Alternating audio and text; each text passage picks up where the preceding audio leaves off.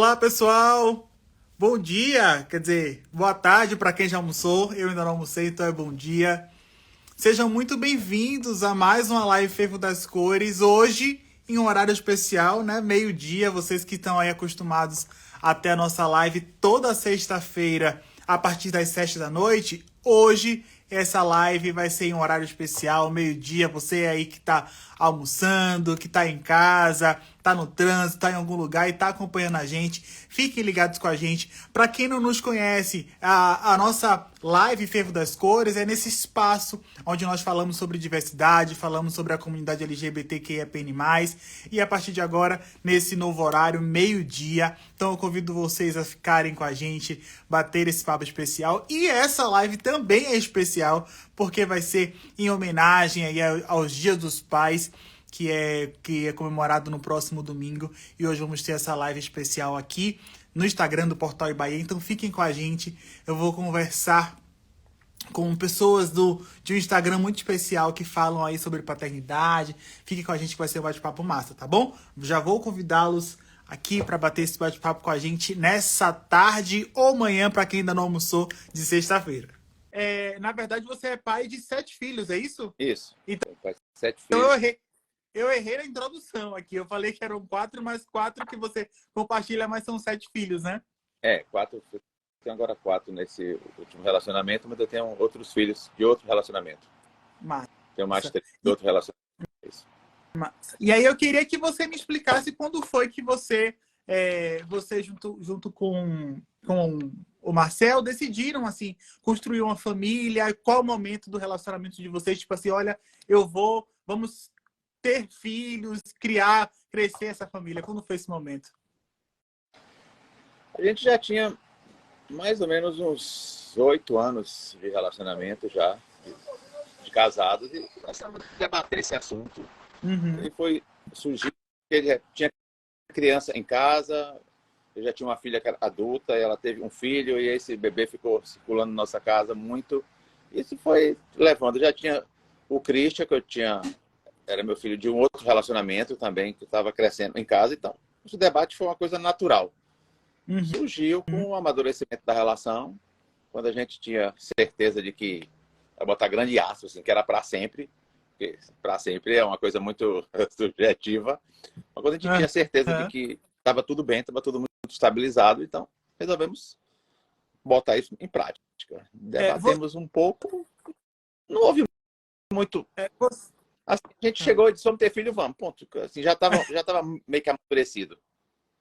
já era um objetivo de vocês, né? Tipo assim, vocês já começaram. Porque é uma conversa normalmente que muita gente já tem, sei lá, ou quando tá começando o relacionamento, ou quando tá ali, se tem gente que já chega estagnado, olha, eu não quero ter filho. Mas já era uma questão Mas que era mais ou vocês já menos isso. falavam. Quando a gente começou a relacionar, Marcel disse: não quero ter filhos. Pronto, ele não queria. E aí, isso foi um processo de amadurecimento no decorrer do relacionamento. E até que, quando a gente sentou para conversar, já tinha passado por todo esse processo, ele já tinha visto que ter filho não era nenhum bicho de 7 cabeças. Depois descobriu que era de 14, não era só de 7, era de 14. Mas, assim, quando a gente resolveu realmente bater o martelo, já estava tudo muito conversado, muito diluído no decorrer dos anos. Uhum. Então, para você, um exemplo, ele não queria ter um e acabou tendo É, 4. ele não queria Assim, ter, mas acabou, foi um atrás do outro, exato. e aí é porque vocês gostam mesmo? Como assim? Vocês gostam de casa cheia ou foi uma coisa que, tipo, olha, a gente quer mesmo ter essa relação mesmo dentro de casa, outros Não, parceiros ali? a gente não gosta de casa cheia, de criança. Por incrível que pareça, a gente não gosta da bagunça que as crianças fazem, de ter tudo fora do lugar. Mas isso faz parte. Hoje a gente tem criança, tem que conviver, tem que aceitar e tá de boa com isso. Ter a casa cheia nunca foi o objetivo. Sim. As coisas foram acontecendo. A gente teve gêmeos. E aí depois a gente tentou uma menina, ela veio. Assim, nunca houve assim: eu adoro casa cheia, eu adoro, quero ter muitos filhos. Realmente não tem uma resposta para isso. Eu não tenho como dizer Foi para você o acontecendo. porquê. Apenas aconteceu.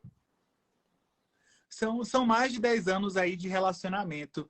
Vocês acreditam que a paternidade ajudou vocês nesse processo, ou até mesmo de se entenderem, enfim, do diálogo mesmo? Não, não acho que a paternidade ajude em relacionamento algum. Eu acho que sim, alguns relacionamentos, não nosso, pode ser que teu filho, paternidade e maternidade, pode ser que mantenha o casal junto artificialmente. Eu acredito que muitos, não é o nosso caso, mas eu não acho que filho facilita o diálogo. Muito pelo contrário, eu acho que filho ele dificulta o diálogo, porque são Uhum. duas pessoas que elas só tinham que lidar entre elas. O que já todo mundo que tem um relacionamento ou já teve sabe muito bem que relacionamento é construção. Todo dia você está negociando tudo o tempo todo. Não é uma coisa automática. Ah, está tudo lindo, todo mundo na mesma página. Não. É negociação o tempo inteiro. Todo relacionamento é assim. Aí vem filho, é mais um item para você colocar naquele pacote de negociações. É mais um item no pacote das despesas. É mais um item no pacote de que você não pode sair porque tem filho. Então, eu não acho que filho ele possa vir para melhorar comunicação e relacionamento. Eu acho que não é isso. Eu acho que filho deveria, pelo menos, quando o relacionamento já está maduro e que possa suportar e administrar todas essas coisas extras que chegam. Assim, não acho que filho melhore nada, na verdade. Ou tá bom e você tem filho, ou tá muito ruim e você resolve ter filho para manter aquilo de qualquer jeito que não vai melhorar nada. Sim, verdade. E aí vocês começaram a compartilhar a rotina de vocês nas redes sociais. Qual foi esse momento assim? Quando foi que partiu de um dos dois? Eu É, vejo que você compartilha. Eu vejo que você compartilha mais é, assim. Você eu aparece já mais, acaba contei essa escrevendo. história algumas vezes, eu gosto sempre de repetir isso. Na verdade, quando a gente começou, a gente quis ter filho, a gente não tinha referencial nenhum, não tinha referências. A grande imprensa, ela só se importava, até aquele momento, com quem era famoso, quem era o artista que foi para os Estados Unidos gastar $100.000 para ter um filho, qual era o artista que mudou de gênero e aí resolveu ser pai ou ser mãe. Era tudo nessa base. E a imprensa ela só divulgava números absurdos, do tipo, para você ser pai ou ser mãe, através de útero solidário ou barriga de aluguel, nos Estados Unidos, você vai gastar R$ 500.000. Era tudo muito desse jeito. Então, a gente não tinha referencial, não tinha fonte de pesquisa, não tinha nada. A gente foi sozinho mesmo descobrir que não era nada disso, que é claro que era muito mais interessante para a imprensa colocar Paulo Gustavo foi para lá ter filho do que colocar João da Silva, porque João da Silva não ia dar ibope clique nenhum, mas Paulo Gustavo ia dar milhares dele. Então era muito mais interessante para a imprensa, mas para a gente não era. A gente então resolveu criar esse perfil para dizer para as pessoas que era possível, que aquilo tudo era uma grande fantasia, precisava ser artista, precisava ser milionário para conseguir ser pai. Então a gente, o perfil nasceu com esse objetivo inicial. Depois ele se tornou Aprove... Ou diga. Não, é porque eu já ia pedir para você complementar como foi o processo de vocês, mas pode finalizar do perfil. Então assim, o perfil se tornou um diário. Hoje está meio acomodado ali. Eu conto um pouquinho do meu dia a dia, mas ele já meio que cumpriu a missão, o objetivo. Esse perfil, ele foi nossa história foi ponto de partida para muitas outras histórias hoje que inclusive são muito maiores do que a nossa, que são extremamente famosas e que antes as pessoas começaram através da gente, pegando informação, como é que faz, como não faz. Então, assim, meio que a gente fez nossa parte. A gente contribuiu um pouco nesse processo aí e agora esse processo continua andando e hoje é muito comum você ver matérias sobre casais comuns, virou uma coisa muito, muito comum. Quando a gente fez, eu me lembro basicamente que a gente praticamente foi o primeiro casal a ver isso realmente divulgado. Assim, Uhum. E mostrando o dia a dia mesmo, né? Porque isso. vocês contaram lá como foi todo o processo. E para as pessoas que estão acompanhando a gente ou vão acompanhar depois essa live aqui, como é que foi esse processo de vocês, assim, de gerar mesmo? Como é que foi isso? Você fala em que, assim, a técnica, o passo a passo, ou como se... Isso, assim, obviamente que foram muitos processos, né? Mas enfim, como é assim, que a foi? primeira coisa que as pessoas precisam saber é que elas podem fazer. É possível. Eu uso sempre uma analogia. Se você tem um carro popular e consegue manter e pagar a prestação desse carro, você consegue ir fazer uma FIV numa clínica. Então, assim, é uma questão de escolha. Ah, eu não vou andar de ônibus. Paciência. Então, não ande. Então, ande de carro e não tenha filho. São escolhas. mas é possível fazer. Não é um bicho de sete cabeças. Segundo ponto que você tem que pensar é que você não pode sair pedindo para as pessoas, para as mulheres da sua família, suas amigas, para que elas gerem o seu filho, para que elas gestem o seu filho, desculpe, a palavra correta é gestar, para que elas gestem o seu filho. Por quê? Porque você nem tem um embrião para colocar ali. Então, assim, não tenta inverter. As coisas ela tem um caminho. O primeiro caminho é você, solteiro ou casado, decidir que quer ter filho. Segundo ponto, você escolhe uma clínica, pede recomendação, procura na internet. Nessa clínica, você vai fazer os exames, escolher material.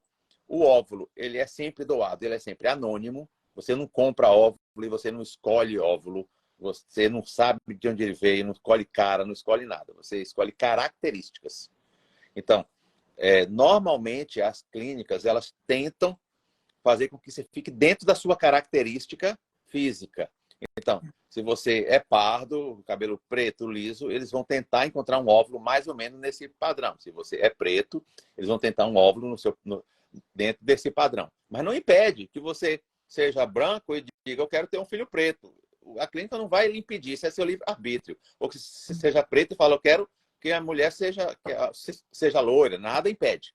Mas a clínica vai tentar manter um equilíbrio racial aí, para não ter uma disparidade muito grande, mas também não é dar conta da clínica se você insistir. Escolher o óvulo, gera-se esse embrião e congela o embrião. Pronto, você tem um embrião, ou vários embriões. E aí sim, você sai procurando uma pessoa que possa gestá-los. Aí você já tem uma coisa mais concreta, aí você já diz para sua irmã ou para sua prima, eu tenho um embrião, tenho 2 embriões, eu queria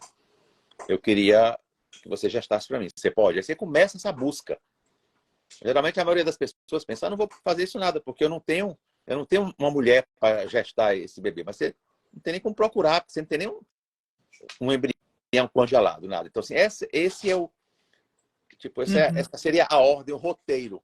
E o processo de vocês foi tranquilo? Vocês tiveram algum tipo de dificuldade? Nós tivemos alguma dificuldade. Nosso primeiro útero solidário, a primeira pessoa que se dispôs a nos ajudar, foram feitas 2 tentativas e ela não engravidou. Então, a gente fez 2 tentativas no período de 3 meses, não deu certo. Aí nós paramos por quase 2 anos, mas a gente tinha os embriões congelados. E aí uma outra pessoa se ofereceu para nos ajudar. E aí a gente então fez uma terceira tentativa e foi quando vieram os gêmeos. Entendi. Vocês ficam se dividindo aí entre Salvador, Brasil e Toronto. Como é para organizar esse barro aí? Mora no Canadá. A gente vem ao Brasil de férias para passar entre 15 e 60 dias. Geralmente 60, porque a gente vem passar o mês de julho e agosto, que são as férias escolares canadenses. Então, como eu trabalho em casa, eu consigo levar o meu trabalho. E às vezes Marcel consegue algumas licenças, juntar férias com licença, enfim, alguns prêmios que tem, e a gente consegue passar esse tempo aqui. Então, todo ano a gente vem passar 60 dias. Esse ano foi um pouco diferente. Esse foi um ano diferente, porque a gente veio para cá para o nascimento de nossa filha.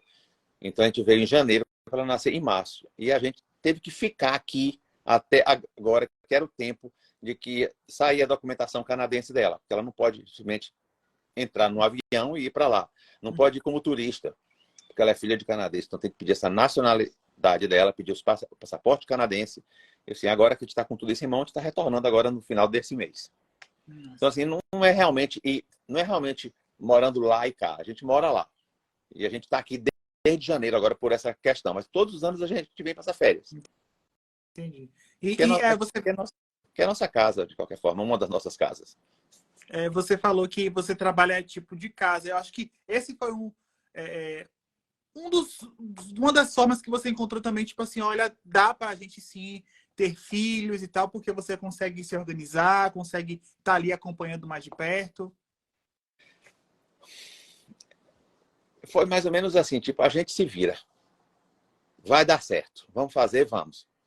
Vai dar certo. Como agora, a gente os meninos já tinham 3 anos, já estavam caminhando para dar um pouco de liberdade para a gente, um pouco de espaço, porque eles já começam a ser mais fácil de manejar, levar para os lugares já fica mais fácil. Aí a gente inventou mais uma. Começou tudo zero. Apertou o botão de reset e vamos começar tudo do zero. Mas é mais ou menos assim, a gente consegue e a gente se vira e vai dar certo. E como Seja é lá que tá como sendo, for, e como vai é que tá acontecer. sendo isso? Tipo, essa novinha agora, e aí tem os meninos que já estão ali, já na fase de perguntar. Eu vi até E um texto de você falando sobre, enfim, os é, questionamentos deles. Como é que tá sendo isso? é caótico, mas a gente administra. É Eu imagino. caótico, é caótico, mas assim, é muito bom ao mesmo tempo. É um caos, mas é um caos que você optou estar nesse caos. É um, é, não tem como definir de outra forma. A palavra é essa, é um caos, mas é muito bom. É muito bom. Tá aquela bagunça o tempo todo. Às vezes cansa, às vezes é difícil. Muitas vezes é difícil, na verdade. Mas é muito bom. Eu não me lembro da minha vida sem eles. É como se eles estivessem aqui, eu tivesse sempre estado aqui. Nunca tivessem saído, eles nunca tivessem chegado, na verdade. Eles sempre existiram. A situação é essa. Assim, a gente hoje você está aqui falando com a gente. Você, como você me falou, tem outras matérias de outros casais que falam sobre paternidade, que falam sobre isso, mas nem sempre foi assim, né? Enfim, durante muitos Não. anos, ou famosos ou apenas casais heteronormativos estavam ali falando. Vocês já receberam algum tipo de crítica e como é que você analisa isso, essa evolução dos últimos anos? Já, a gente recebeu inúmeras críticas. Quando saiu a nossa primeira matéria, quando a gente saiu, foi muito difícil. Foi muito difícil. A gente foi atacado por todos os lados. A gente foi atacado por quem era hétero, por aquela família tradicional brasileira toda nos atacou. Aí a gente foi atacado pelas mulheres, por muitos grupos feministas, porque diziam que nós éramos assim, que um casal de gays padrão estava usando o corpo de uma mulher para ter filho. Então a gente foi atacado pelas feministas, a gente foi atacado pelo movimento negro de forma muito pesada, porque eles diziam que não só estava usando uma mulher, mas estava usando uma mulher negra, porque houve uma dedução de que era uma mulher carente, mas era exatamente o contrário de carente, no sentido, ela não era, ela era uma pessoa muito bem resolvida, uma pessoa que sabia exatamente o que estava fazendo, não tinha nenhum tipo de abuso, nenhum tipo de uso. Assim, então a gente foi atacado como minoria, a gente fomos atacados por outras minorias e fomos atacados pela maioria. Foi muito, muito difícil. Foi preciso muito debate, foi preciso dar cara a tapa, muita live, muita matéria, muita entrevista, para que as pessoas forem entendendo, aí as coisas foram se acomodando e foi que nós éramos aliados e não inimigos. Então, isso foi mudando aos poucos e hoje a situação é bem confortável esse respeito. A gente é muito respeitado, mas assim, o começo foi realmente extremamente difícil, porque a gente não tinha aliado em lugar nenhum. Era a gente e o mundo contra em qualquer lugar que se olhasse. E como é que você avalia essa evolução aí? E como é que você enxerga que seria o mundo? Porque nós ainda não estamos, infelizmente, no mundo ideal e não sei se dos próximos, quanto tempo vamos demorar para chegar nele. Como é que você avalia esse processo? Mas acho que a gente está caminhando. Acho que a gente está caminhando. Assim, eu acho que é um caminho sem volta, graças a Deus. É, as coisas estão melhorando. Muito, muito longe ainda do ideal, mas as pessoas, os afetivos, eles hoje têm espaço pelo menos para gritar. Já tem espaço para gritar, de dizer, não, ninguém me mata, ninguém me bate, ninguém me sufoca. Há uma reação agora. As feministas, tudo, o racismo hoje ele é cada vez mais repelido e batalhado, apesar de que está muito longe das coisas realmente chegarem em uma situação boa, mas eu acredito que já existe um processo em andamento. Existe um processo. Essa entrevista aqui é um exemplo disso. A gente está aqui. Então, assim, as coisas estão melhorando, elas estão caminhando, apesar de que ainda bastante distante do ideal. Mas já existe um processo de movimento aí. A sociedade já começa a reagir, já começa a enxergar determinadas situações que antes não via. Então, hoje, ou seja, as coisas já estão se movendo, as engrenagens começaram a se mover. Que bom. Está melhor. Se for comparar com 2020, com hoje, em apenas 3 anos, a nossa vida melhorou muito em relação a isso. quantidade de ataques e tudo caiu substancialmente. Falando só de mim, eu vejo que, assim, que houve uma mudança muito grande já. E eu percebo nas redes sociais de vocês, que eu sigo no meu pessoal, que vocês são, enfim, seguidos enfim, elogiados por não só pela comunidade, mas sim hoje, felizmente, por mães, por pais que acompanham, que seguem, que veem referência, a relação mesmo, porque vocês não compartilham apenas a rotina, vocês ensinam a educação e mostram a paternidade. Eu acho que esse é o grande diferencial, sabe? Eu vejo, Hoje você coloca o diálogo, a conversa que vocês é, estão tendo com eles. muitas mães nos veem como referência, e isso é um motivo de orgulho muito grande, porque a mulherada vem carregando isso tudo nas costas aí sozinha há muito tempo. Mães solos, ou mesmo mães casadas, que tinham parceiro, mas parceiro não fazem nada. Como a grande maioria continua assim, muita gente ainda tem essa reclamação, muitos ainda não fazem, não ajudam mesmo. Então, assim, você ter uma mãe, você ver uma mulher olhando para a gente e dizendo assim, vocês nos ajudam a melhorar, me ajudam a minha maternidade a ser melhor. Isso é um motivo de orgulho muito grande, porque essas mulheres sempre foram referências para a gente. Uhum. Nossa. E aí eu queria uma pergunta pessoal, assim, o que a paternidade ela significa para você após esses anos aí, esses aprendizados e enfim, cada filho tem o seu diferencial, tem a sua diferença. O que a paternidade ela significa para você? Para mim significa uma oportunidade de crescer e aprender. Cada filho que tive, eu fui obrigado a aprender mais, a sair do meu lugar, sair da zona de conforto. Eu tive que correr atrás, eu tive que me atualizar. Então, assim, filho para mim é aquela grande oportunidade que Deus lhe dá, a vida lhe dá, cada um com sua fé, cada um no que você acredita, mas é que você recebe um humano para ajudar na formação dele, recebe um humano para formar. E você tem uma obrigação gigantesca que esse humano seja melhor do que você. E para que ele seja melhor do que você é obrigado a melhorar também. Porque senão você vai passar a mesma coisa que você recebeu. Então, filho, para mim, cada filho que eu recebi foi como se fosse um presente, uma coisa que disse assim, toma, sua oportunidade de crescer. Toma, vai ser uma pessoa melhor para que essa criança que você receba faça menos dano que você fez. Para que essa criança faça mais coisas boas do que você fez. Que essa criança seja menos racista, menos homofóbica, menos preconceituosa. Vá lá, se desconstrua, se reconstrua para formar um humano melhor. Então, assim, é uma oportunidade de olhar para dentro de mim e ver que eu posso crescer.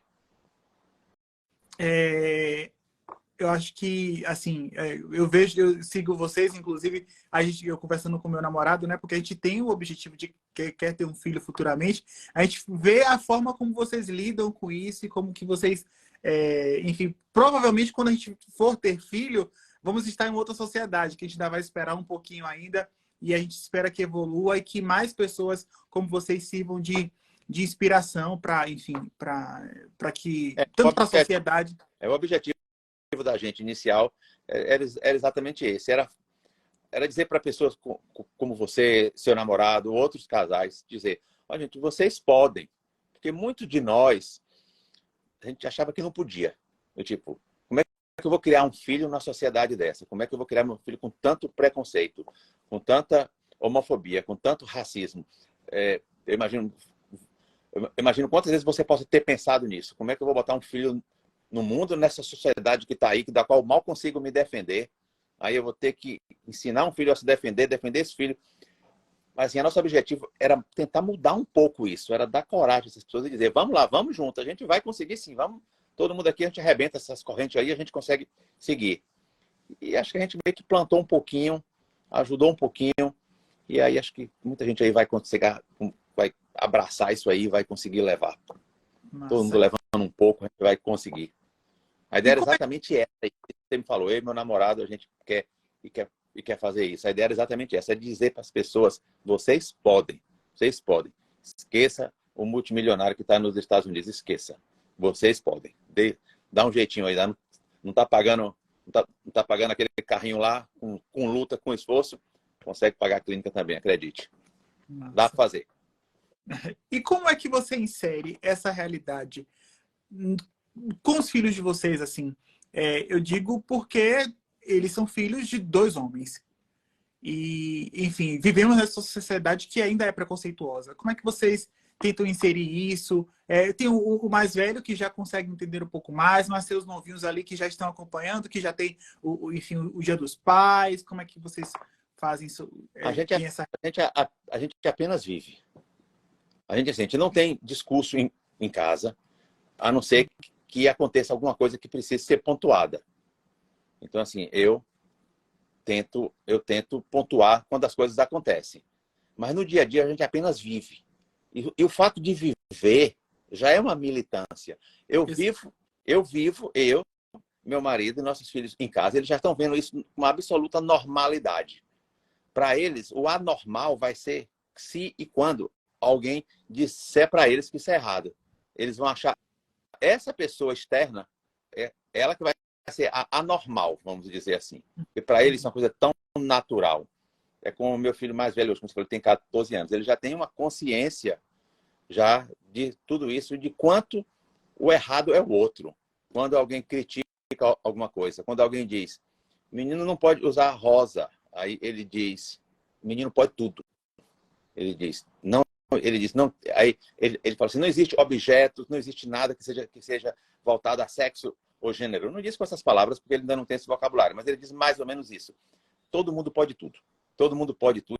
E ele não dá continuidade a esse debate. É tipo, ele ignora a pessoa de tipo, eu não vou dar ouvido a essa conversa chata sua. Então, ou seja, a nossa forma de abordar isso é vivendo sem se sentir diminuído, sem se sentir menor, sem se sentir maior, sem se sentir especial, sem se sentir nada. Apenas estamos vivendo como todas as pessoas vivem.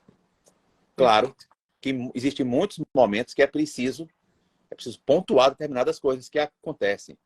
Então, a gente pontua isso, claro.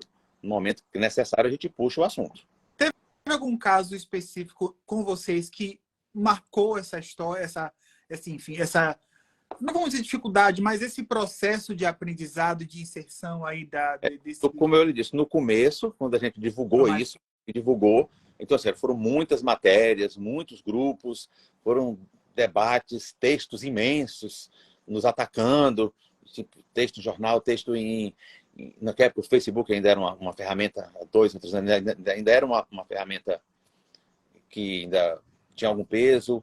Assim, foi o período mais difícil. Vocês chegaram a ficar tipo, nossa, será que a gente está fazendo... Porque o que a sociedade quer, essa grande sociedade, é às vezes que a gente se sinta culpado por fazer o que a gente... enfim, que a gente quer, o que a gente ama, o que a gente gosta. Vocês chegaram a sentir isso em algum momento? Não. Foi tipo assim, não desisto, não paro, ponto final. Quando os ataques partiam de grupos que também eram minoria, eu tinha a paciência de chamar para o diálogo. Vocês estão errados, vamos conversar, vamos explicar a situação. Vocês nos escutam porque a gente precisa de vocês. Quando partia de grupos homofóbicos ou coisas desse tipo, a gente às vezes batia de frente, às vezes simplesmente ignorava e seguia. Mas ninguém nunca nos intimidou. Tipo, eles vamos deletar esse perfil, vamos desistir, ou vamos viver quietinho aqui. Não, nunca. Nossa. Essa cara tá lá e vai continuar. Como diz a Pitty, né? Pro armário ninguém volta. Exatamente. E uma pergunta... Ninguém volta para lugar nenhum. Lugar nenhum. Parou em Isa ou pretende ainda? Parou. As pessoas perguntam, se ganhasse na loteria, ganhasse 500 milhões, aí eu ia gastar rodando o mundo. Com eles, vamos levar, vamos... Aí, mas... Filho, mas não. Já deu. E aí eu queria saber qual a dica que você dá para quem está começando agora, para mim, que tem o sonho da paternidade, para outras pessoas da comunidade LGBTQIA+, que tem o sonho, tem o objetivo, ou tinha dúvida mesmo se poderia, se era possível. Qual a dica que você dá para essas pessoas? Olha, é um conselho que eu não dava no passado, mas hoje eu observo que, por observação, eu vejo que dá muito problema. Vocês, seu namorado, vocês são 2 homens, então, obviamente, 2 homens não geram uma criança.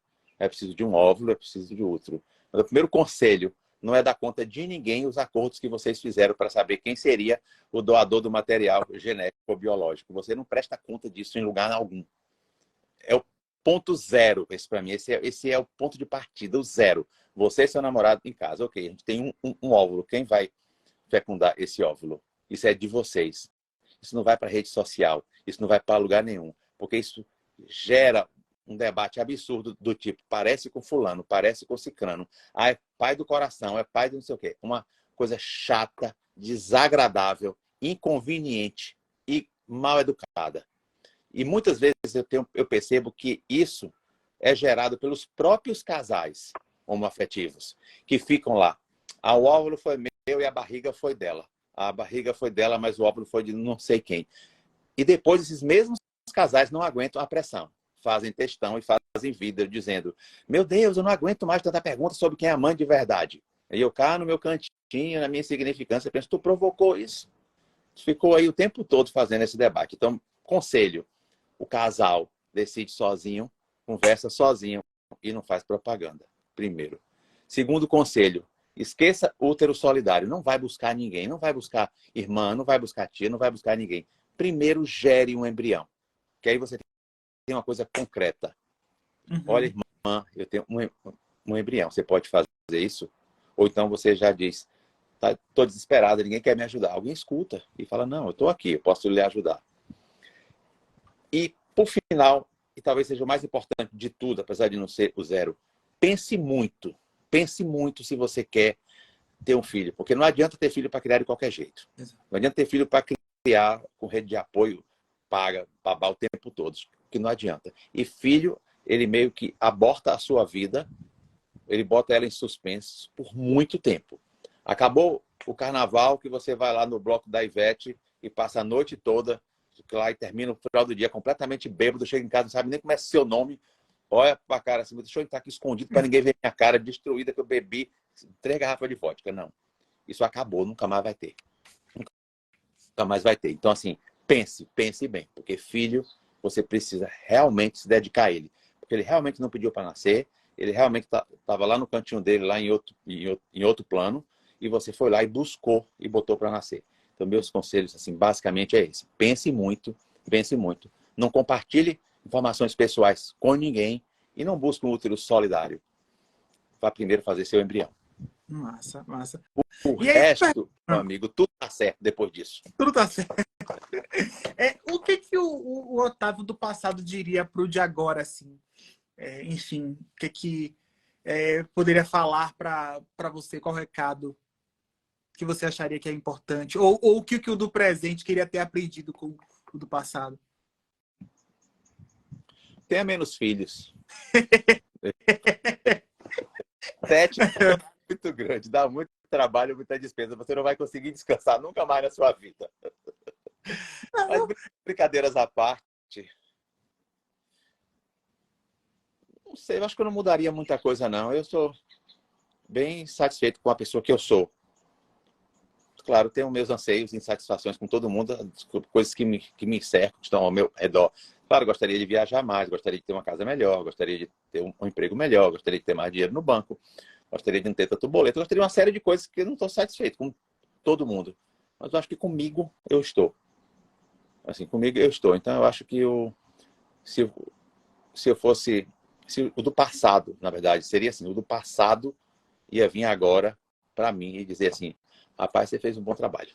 Massa. Eu acho que seria mais ou menos isso. Se eu fosse voltar lá para dizer para ele, eu ia dizer, ó, vai vivendo aí, não se esquenta com nada não. Vai vivendo, você vai fazer tudo certo. Tem gente aqui falando que mais filhos é presente do Senhor. Rapaz, o Senhor já me presenteou demais. Presente. Tá o próprio Papai Noel comigo. Perfeito, Otávio. Assim, eu acho que foi um bate-papo leve. Eu queria que, com a última mensagem que você falasse, a mensagem para o Dia dos Pais, para quem é pai, para quem tem um sonho de ser pai, ou para quem não tem pai, assim, enfim, né? Porque é uma data que às vezes acaba sendo pesado para algumas pessoas, mas eu queria que você deixasse um recado para essas pessoas, para todo mundo que está com... Eu costumo ser muito direto, até um pouco prático. Primeira coisa que eu tenho para dizer para quem não tem pai é: você não tem pai. Ponto. Não tem. Isso não vai mudar. O passado não vai mudar. Então, assim, mas de repente você teve uma mãe incrível que se matou para conseguir cuidar de você. Ou você também nem teve mãe, mas você está aí hoje, essa pessoa incrível. Se você não se acha tão incrível, passe a achar. Não transforme essa ausência numa coisa que te impeça de viver e de florescer e de crescer. Não é culpa sua. Você não tem responsabilidades a esse respeito. Isso foi uma outra pessoa, um outro homem que fez uma coisa muito errada. Não é você. Você não pode pagar esse preço. Então, assim, viva. Esquece isso. E para quem vai ser pai ou para quem já é pai, gente, ser pai é muita responsabilidade. Não dá para ficar na base do eu vou dividir isso aqui com minha esposa, eu vou dividir isso aqui. Não dá não, gente. Assim, pai não ajuda. Pai é pai. Pai não ajuda a mãe. Pai precisa realmente engajar. Pai precisa estar junto. Precisa realmente perder as noites. Precisa fazer tudo junto. Tem que realmente querer. Tem que ter responsabilidade. Porque, assim, como eu disse um pouco antes, você recebe um ser na sua mão. E sua obrigação é fazer dele um ser melhor do que você. Então, sai dessa cadeira, galera. Para de ficar pedindo as coisas na mão para a esposa. E vamos à luta. Porque a criançada tá aí, tá precisando de ser cuidada. Exatamente. Como o povo está comentando aqui, pai é pai. Otávio, muito obrigado. Obrigado Assim, foi um bate-papo você. leve e rápido. Assim, logo depois, para todo mundo que está acompanhando a gente, nós vamos fazer uma matériazinha do resumo de como foi esse bate-papo. O conteúdo vai ficar disponível tanto aqui no Instagram, como também vamos colocar lá no portal, no YouTube do Portal Bahia. Então fiquem ligados, para quem não conseguiu acompanhar a live toda, vai ficar disponível aqui também. E depois vai ter a matéria. E semana que vem vamos estar de volta agora nesse novo horário, meio-dia, falando sobre diversidade. Provavelmente com uma lésbica aí, falando sobre a visibilidade lésbica. Fiquem ligados com a gente. Obrigado, viu, Otávio? Valeu, querido. Obrigado. Um abraço a todos. Um abraço para todos aí na sua casa também. Valeu. Tchau, tchau. Tchau, tchau. Got bitch work.